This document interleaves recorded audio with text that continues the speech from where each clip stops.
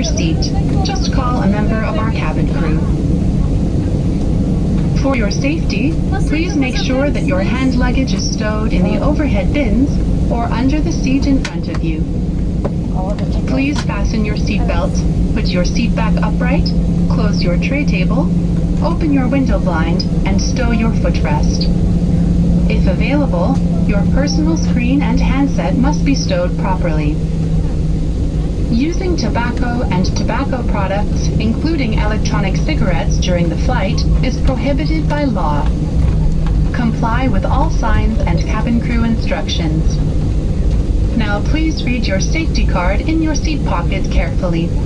Thank you for your attention.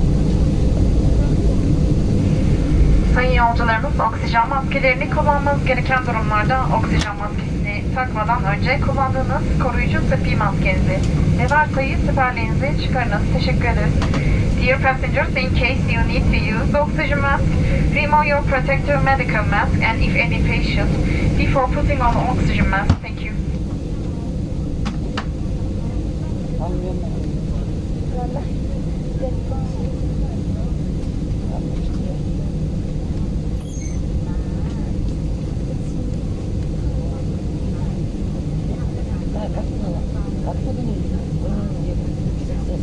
O zaman boş ver. Daha bakma şey daha olmadı. Böyle bir Tak durumlarda paylaş. hayır gerçekten. Kapat. Ama şey. Açamamışım değil mi? Açamam. Fark etmez. Zaten ben vermiş. Ben çıkmadım.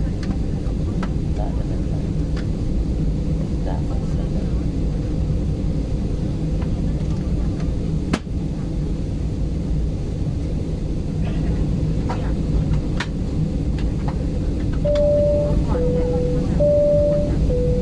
Babam bir şey yazmış.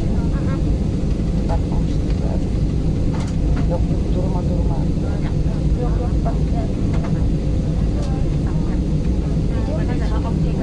Kalkacağız mı? İşte hızlanıyor ondan sonra kalkacağız ama. Kalkmadan önce